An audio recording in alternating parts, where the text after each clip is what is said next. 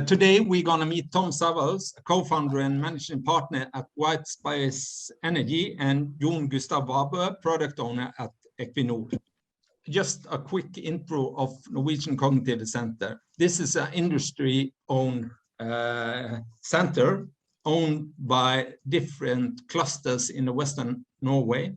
And together with IBM, we and some research institutions, academia, health, and government, we have built this center. And the reason why we have built it is that we need to prepare Norwegian organizations for the change that is coming.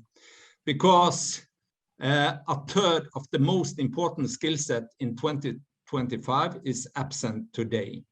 Among this, we see that 95% of all customer interaction will be AI powered by 2025. And that's only 4 years until we reach that date. So the center is offering companies in Norway the tools to access competence within AI and delivering a lot of free services so you can use in your organization to do projects within AI. And if you have any questions, just go into our web pages and reach out to us. Now I'm happy to present to you, Tom. Could you please share your presentation and present the game AI methodology? Yes. Thank you very much. Thank you for a warm welcome. Thank you to the NCC for having us, and thanking you all for taking time to join this webinar. So I'm Tom. I'll be sharing this presentation seat with Jon Gustav. And Jon Gustav and I will be doing some ping-ponging back and forth for the next 40 minutes or so, and then we'll end with a Q&A. So what are we going to be talking about? We're going to be talking about AI, obviously, given that this is an NCC talk. We'll be talking about AI specifically in the context of games, and we'll show you how to use such game AI in a real world industry. We'll show you how it can add some significant business value in real life. So let's dive in. If you look at the AI landscape, so I have a technical question before I go on. So when you look at the AI landscape, then it's kind of obvious to say that this is a booming field. There's a lot happening right now in natural language processing, in computer vision, but also in terms of the democratization of AI with frameworks like TensorFlow or the availability of compute. So a lot has been happening. And one of the elements that's been happening recently that's relevant to our story is the advancements of AI in beating humans at games, specifically very complex games. So what you see on this slide is a timeline with some relevant milestones of AI agents, AI bots, AI algorithms, achieving so-called superhuman performance at games. So we start all the way at the left with IBM's Deep Blue in the 90s, a really long time ago, in which they built Deep Blue, and they got really good at playing chess. And then when you look at the timeline, there's a whole gap of nothingness all the way until the 2010s, when DeepMind entered the stage. And DeepMind is what they did is they demonstrated that they could achieve super high scores on a game called Breakout. And what's special about DeepMind's approach is that where IBM's approach was based on heuristics and brute force methodologies, DeepMind's approach was based on what's called self-learning. So in essence, they created an AI agent, a bot, that knew very little about breakouts, and it played the game of breakouts many, many times. And initially it was really, really bad at it. But through an intricate system of reward and feedback, at every game playthrough, the AI agent learned a little bit more and more about what a good move was versus what a bad move was. And in doing so, and in playing, let's say hundreds of thousands or millions of times, it honed its skills and it achieved superhuman performance at breakouts. So from a conceptual standpoint, that is very different from Deep Blue's approach. DeepMind was acquired by Google. They built on their previous successes, and then they become super famous with AlphaGo. They beat humans, one particularly really good human, Lee Sedol, at Go. And that was a massive milestone because the game of Go was always thought to be so hard, given its phenomenal option space, that no AI agent or any algorithm could ever beat us at humans. So that turned out to be incorrect, as DeepMind demonstrated. There is a very nice documentary on Netflix called AlphaGo, if you're interested. DeepMind, Google, and IBM are not the only players. Facebook, only 2 years ago, together with Carnegie Mellon University, beat 6 professionals at poker. And poker is relevant because poker has elements like bluffing. It has elements like an imperfect information that breakout, for instance, doesn't have. So in summary, when you look at this slide, there's been a recent surge in AI agents getting really, really good at playing complex games. Now, what makes these games complex? Well, it depends on the type of game, but there are some things you can consider. So typically these games have very large option spaces. You can't calculate all options because that's just numerically not feasible. They may face stochastic environments. So there may be an element of stochasticity, like in the example of poker, they may deal with imperfect information. Decisions may be stacked or hierarchical. There's an example of StarCraft 2, another famous milestone of DeepMind, in which that's the case. There may be heuristics, an element of bias. This list is not exhaustive, but it gives you an idea of what's at play. And when you look at this list and you take a step back, then you may come to realize that this list also holds for complex business decisions. Business decisions may also face, and they typically do, very large option spaces. Business decision makers can also face stochastic environments. They typically do. They almost always face imperfect information. Decisions may be stacked. And because we're humans, there is almost always an element of bias and heuristics that play a role. So when you look at this comparison, then you may start to think, well, is it possible to use the same framework, the same thinking, the same concepts from this game AI, these AI methods that have allowed us to get really good at games, and to apply them in a business setting? So can we use game AI as a framework to support human decision makers? And it turns out, yes, you can. It's what Whitespace as a company was built on, and it's what we'll show you in the remainder of the webinar. We'll first show you how to do so generically, and then Jon Gustav will take you through a very detailed use case. So how do we use this framework of using AI for games in a business setting? Well, it always starts with a decision.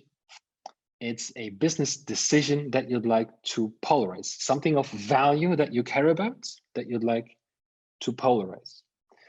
We'll cover a suite of applications in a bit, and then Jon Gustav, as I said, will focus on one in particular. But let's take an example of logistics, just to kind of take you through this slide. So let's say you have a logistics decision you'd like to make where you need to put a person on at a certain time on a helicopter, and a person needs to go from location A to location B. And you need to plan that somehow, and not for just one person, but let's say for many persons at many times with many locations. So when that's the decision you're facing, you can think of rules and a scoring system. Rules, in essence, tell you what boundary conditions are in place. You can't fit more people on a heli than its capacity, as an example.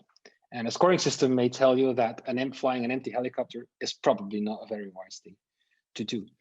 Now, a combination of rules and a scoring system, in essence, define a game. It's no different from chess or Go or StarCraft 2 or any other game you've been talking about.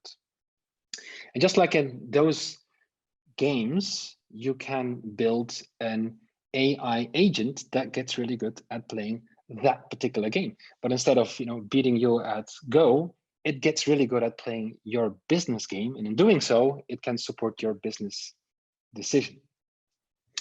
And just like in the previous examples, the AI agent will come up with policies or strategies, moves in a game that allow it to achieve a high score. One difference between, say, the examples I gave previously with, say, real games versus these business games is that in a business setting, you almost inevitably have an end user that wants to interact with your agent, that would like to interrogate its policies without looking at, say, code. So what you need is a shell. You need a UI, UX layer that allows a user to do an analysis on the policies that the AI agents come up with. That's an important distinction that we'll get back to later, the need for UI, UX. And you can then close the loop, check your business decision, look at the analysis through that lens. And if you want, you can go through the loop again and update a rule, update the scoring system, and what have you. So this is, in general, how we apply the framework of game AI to business decisions. As I said, you can apply this to a whole myriad of examples. So I mentioned the case of logistics planning. You can also apply it to staff planning or portfolio planning. If you have a list of projects you like to execute or investments you like to make, infrastructural planning, we'll apply this to any sort of planning, really, all the way up to and including what Jon Gustav will cover, trajectory planning. And as you can imagine, let's say planning a helicopter game or the details of a helicopter game are very different from managing a fleet of cars. So the details of the rules and the scoring system, the game itself, heavily depends on the details of the use case you're facing. And just like the algorithm that was built to get really good at Go is very different from the one getting really good at poker, say, so are the different algorithms that we built to support different business decisions. Having said that, there are some commonalities. There's some building blocks that we see time and time again. So very often Monte Carlo tree searches play a role. So does deep reinforcement learning and evolutionary algorithms. Operations research is very handy. Jon Gustav will focus on random trees for path planning, and so forth. This is not an exhaustive list. It just gives you a feel for the richness of these algorithms that you can apply that together can be stacked up to form an AI agent. And just like the rules in the scoring system and the AI agents themselves are bespoke, such as the UI, UX. Building an interface for car transport is very different from building an interface for staff planning. Okay, so that's in general what we can do with game AI in the context of business decisions. And to make this more practical, what we're going to do now is to focus on a particular use case, and this is where I'll hand over to Jon Gustav, who will focus on infill campaign planning. Thanks, Tom. So I think you need to unshare for me to be able to share. Thanks. So let me share my screen. Can you see now? Yes. Okay, great. So I'm Jon Gustav Vabø. I am from Equinor. I'm a product owner of this product that Whitespace Energy has made for us. So I will give you a little case study of infill campaign planning. So for some of you with a little experience from the oil industry, that probably is a meaningful thing. For others, it might sound like gibberish. So I thought I'll start just by setting the case into a context. So I have made this oversimplified life cycle of a hydrocarbon field. divided into 4 phases. So typically, of course, you need to find a hydrocarbon field. That's the first thing that happens. Then perhaps you need to appraise it to understand how large it is and so on, and its properties. So that's the first phase, obviously. The second phase is to decide how we are going to develop this with facilities and construct those, and also drill a set of what we call development wells. That would be the production and injection wells. So then gradually you start, of course, to produce it.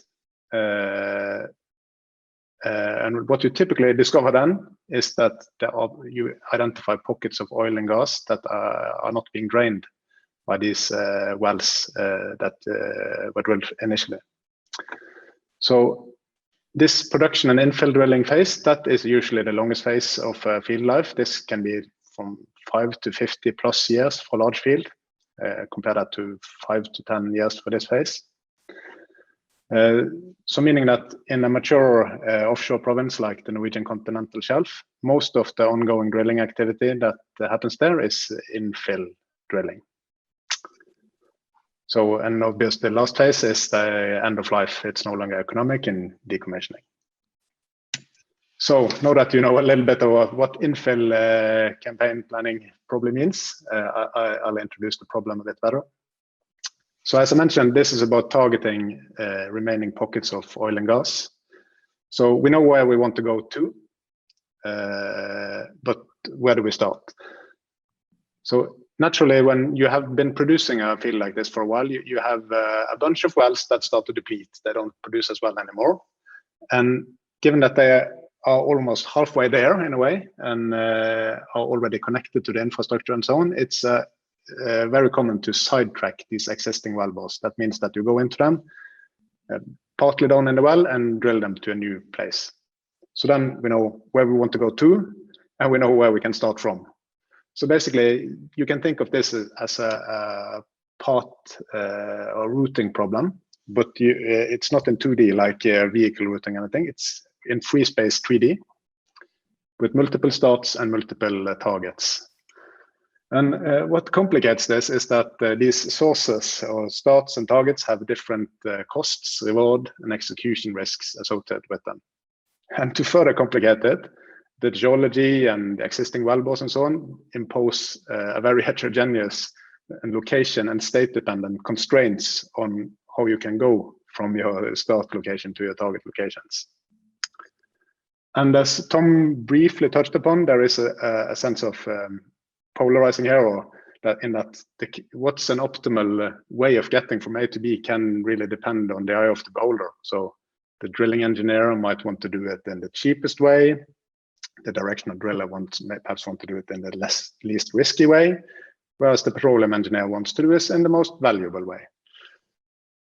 And to add to all of this, this is a really capital intensive activity. Basically, you are steering this guy around, and you can say just by the size of it that that's not a very cheap thing to operate.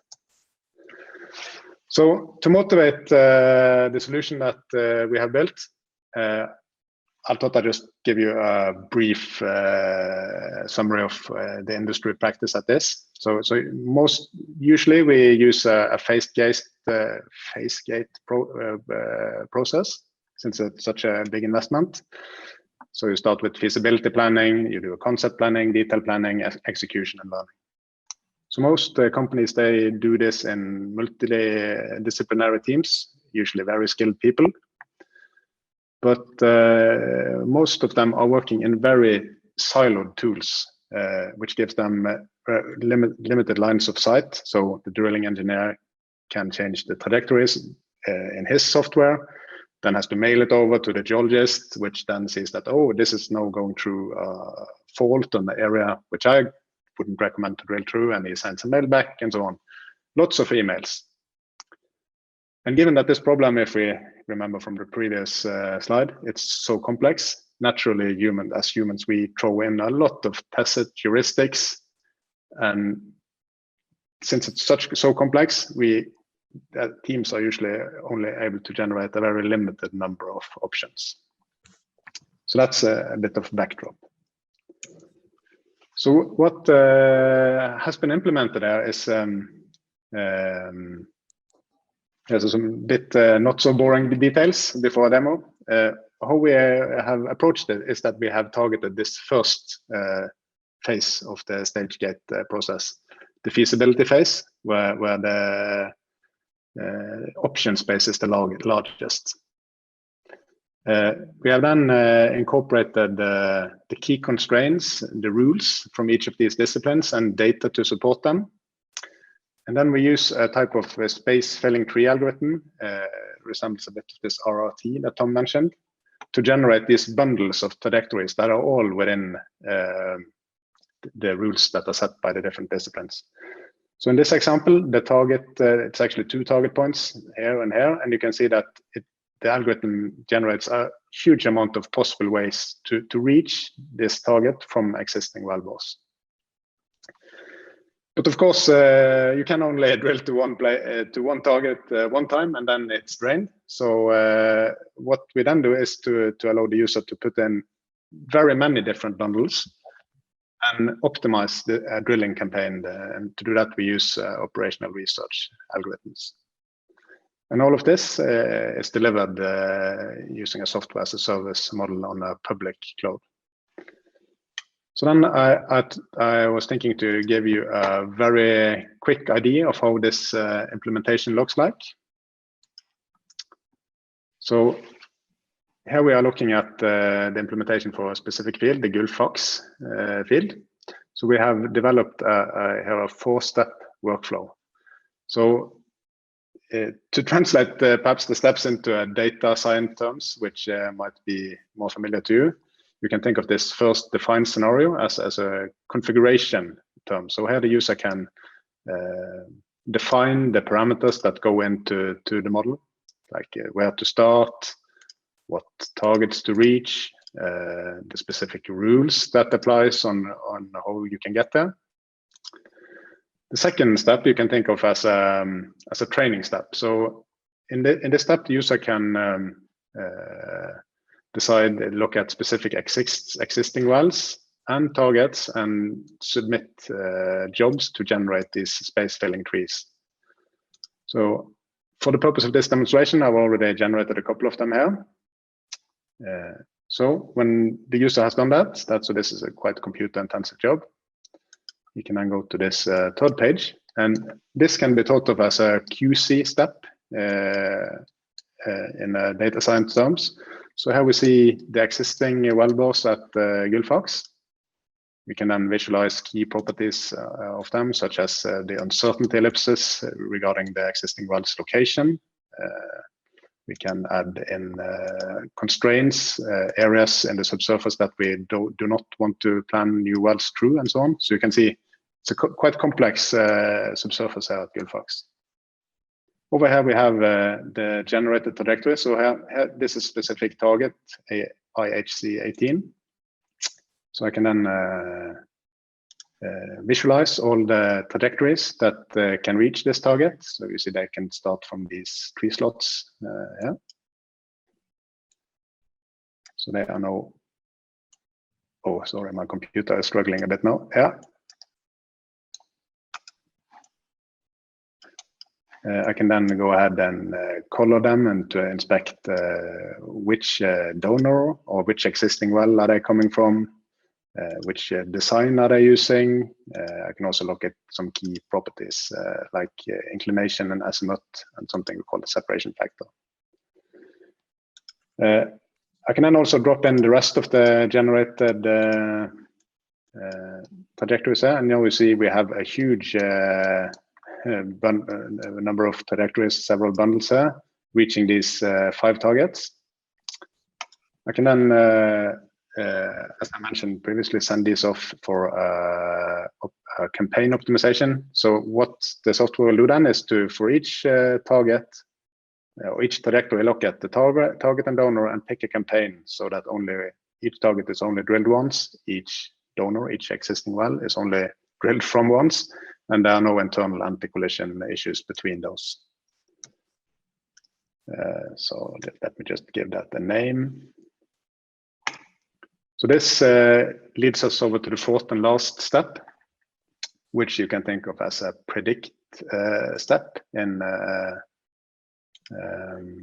machine learning and data science terms. So in this specific case, we see that there's a lot fewer trajectories. So here it has picked up a value optimal campaign for these targets. So you see that it then recommends to use the existing well A7B to drill to this target and B24A to this. The user can then further expand these guys to see more specific information about them and so on. Also get some cross-plots, and this 3D viewer works a bit the same way. So the team can then polarize the decision by playing with this the optimization value here. And when they feel happy with the result, they can then actually download all these trajectories and continue their work in the legacy tool, but now with a much better starting point than what we used to have before.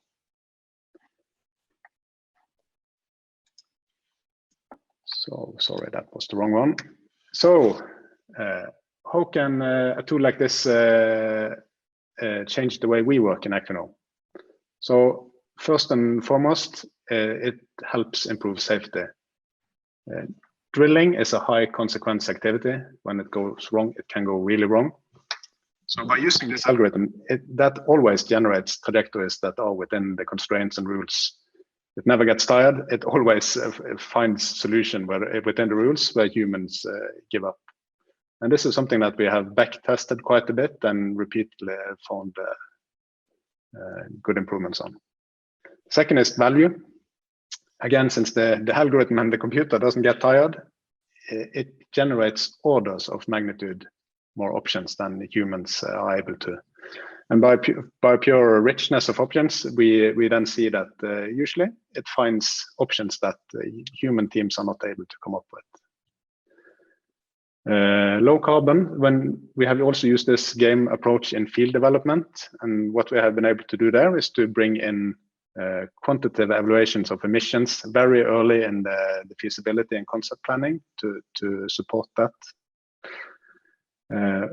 Also, this approach allows us to shift work left, meaning that we are able to reach a higher maturity in our plans more early. We also see that it shifts away a lot of mundane tasks from humans and allowing them to do more interesting things rather than making these trajectories manually. They can have more and better discussions about the rules and the limits and so on. At last, it changes who does what and when, which is perhaps the key to digitalization. We see that by having this easy-to-use tool, people who normally did not make trajectories, they start doing that. And what that enables is that there's a lot less waiting and when planning wells, and increases the throughput. So I hope that gave a good sense of that. And then I'll hand it back to Tom for a couple of essential learnings. Okay, thank you.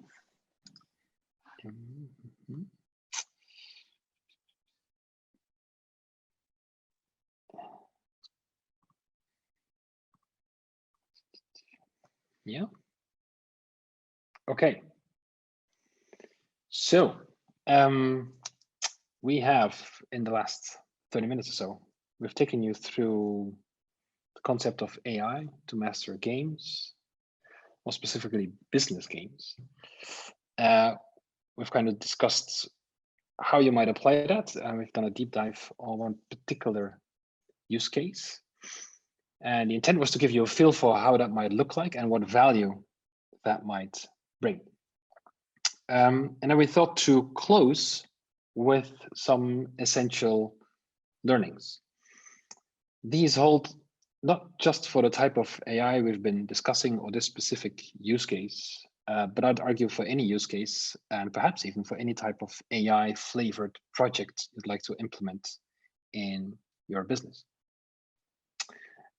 We've grouped them into three buckets. They're kind of stuck on top of each other.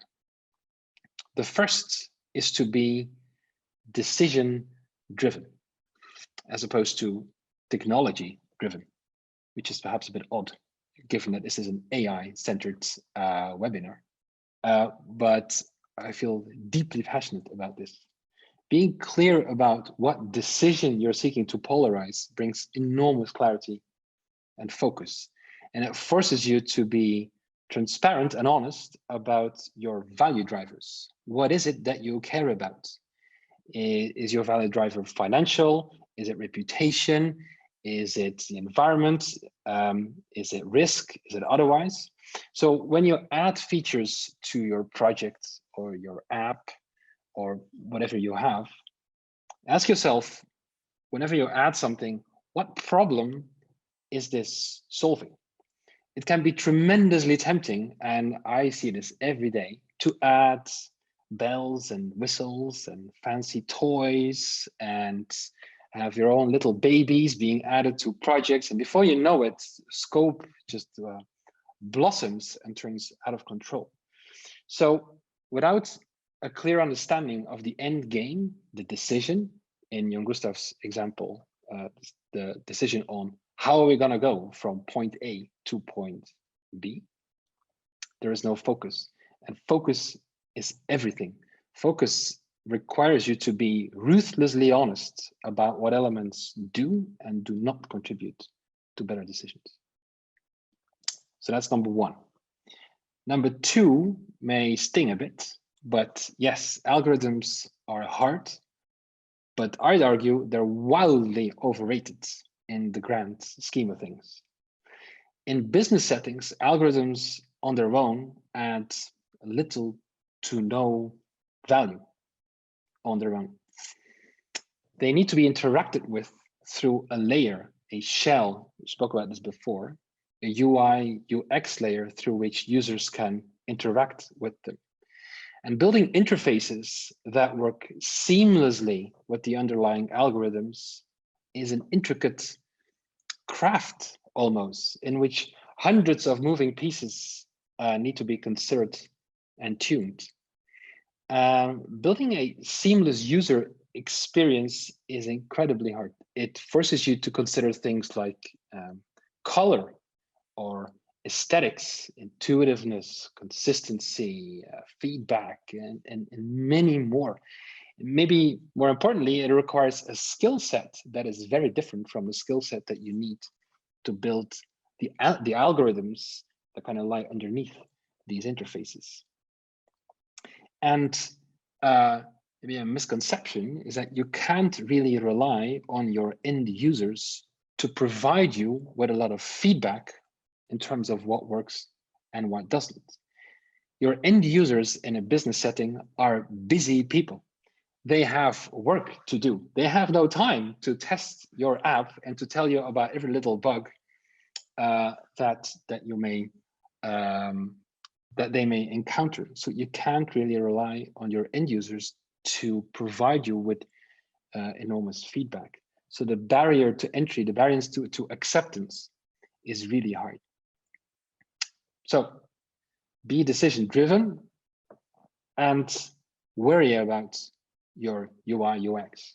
Now let's imagine that you have a razor sharp focus on a decision you'd like to polarize, and you have a beautiful, seamless UX that allows you to interrogate a really smart algorithm. Then the third hurdle you'll face is the fact that you have to deal with humans that have existing ways of working. So you are deploying your app in an existing business environment. You're not deploying an app or your product in vacuum. So no matter how smart your algorithm or how beautiful your UI is, you can't release an app and expect users to pick it up and just incorporate it and embed it and change the way they work. If you keep old ways of working and you deploy an AI-enabled app on top of it, all you're really doing is applying some, say, AI varnish on top of existing processes. It's AI PR, if you will. So to really extract maximum value, and Jon Gustav hinted at that, you need to change the way people work. You need to change the underlying business processes and redefine them through the lens of AI. And changing ways of working is incredibly hard. It doesn't happen automatically, and it for sure doesn't happen overnight. And only when you've done all three, you have a focus on a decision you'd like to polarize, you have a seamless UI UX to expose to a user, and you've considered the effect and the impact on ways of working, you take them on board. Only then can you extract maximum value out of your AI projects. So with that, we've come to the end of the webinar. Before we proceed to Q&A, we'd like to thank the Gullfox partners, Equinor, Wipro, and OMP for allowing us the use of their data for demonstration purposes. We'd like to thank the NCC and all of you for taking time to join in today's webinar. And maybe just as a teaser, I'd like to close with a challenge, something we've picked up along the way. And it is when you go, you sign off after this webinar and you go back to your daily routines and your personal lives and your companies. When you look around you, ask yourself, if you'd start from a blank sheet, then how many of the things you notice around you would you reinstate, and how many things would you do differently? Very often we just accept things because that's how they are, and we do things the way we do them because that's how we do them, but we don't have to. So challenging the status quo is tremendously powerful, and it's what we've been trying to do with our Game AI, and it's what we're trying to do with Equinor. So thank you very much, and we'll open the floor for questions. Thank you, Tom and Jon. Please raise your hand or unmute yourself and ask question. I have a couple of questions, starting with Jon. In which area do you use these tools in Equinor? Is it other areas also? So where we have deployed it now is to this feasibility planning. We have 10 assets that we are going to use it for in this coming campaign planning. So that is quite extensive, actually. We also have used it in field development projects. So that's what we have used it for now, but we of course see potential in, Tom had some other examples that we have been looking a bit at. How do you in Equinor work to get people to work differently when you're throwing this methodology into a field engineer and so forth? How do they respond, and how do you trying to adopt the tools they are given?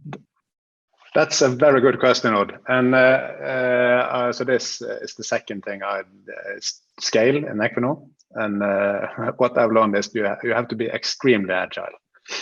So the first thing that we have done is to bring the users in on the journey of this user interface that we demonstrated to you.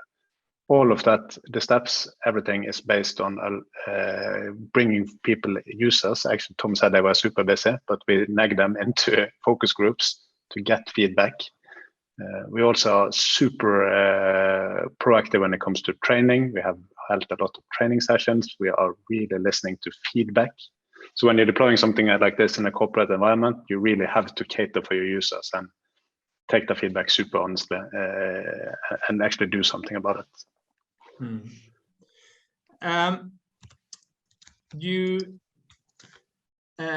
White space. Which other areas are you delivering this to outside the oil and gas industry? Or is it mainly focused, your market focus is in oil and gas? Because this method could be used at finance at every point of business. So, okay, so the honest answer is that we started in oil and gas. So we've been doing this for about 1.5 years now, so we're super young. And we started in oil and gas because of our corporate backgrounds. That's where our network lies. And oil and gas is extremely rich in terms of business problems, complex business problems. When you look end to end, there is a vast spectrum of possibilities where a tool like this or a methodology like this can add value, right? So it's very natural. It was very natural for us to start there. But the use case, where the use cases we've been applying this to range from logistics. So we've been applying this to logistics. When you look at a logistics use case for an oil and gas company, it's no different from a logistics use case for, you know, let's say a health operator or in any other industry.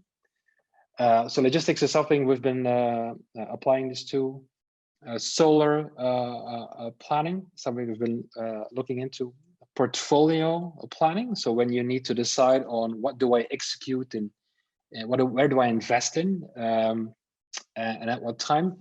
Infrastructural planning was the other example. So let's say that you have a large plant you'd like to design, and you can choose whether to lease or build and phase, and in what sequence do you do what. So it's quite broad, really. Is it the method who is most important, or is it the tool? If you can diversify that, because visualization is crucial, and or is it a combination?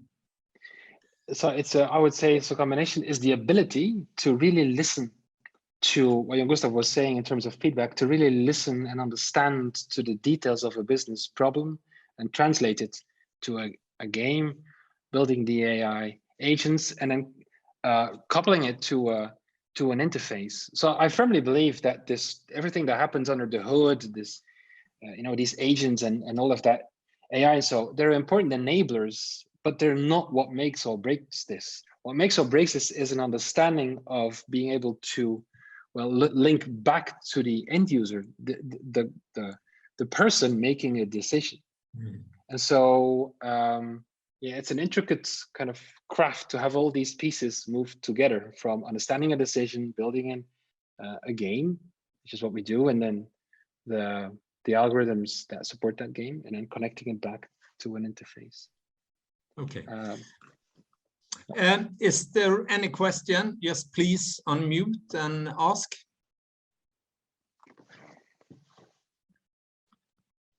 It doesn't seem that anybody is daring to ask you anything. I have one end question. How do you recommend, both of you, how do you recommend company who has not started their AI journey yet to start? Start simple. I think that's my best advice. And get some help. That's also. My advice would be to not jump on the bandwagon of let's apply some AI because that's what everyone else does.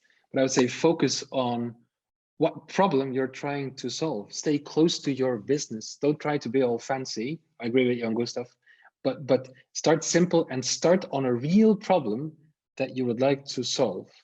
And maybe AI is not the right tool for you. Maybe, you know, a linear regression will do the trick. Then please do so.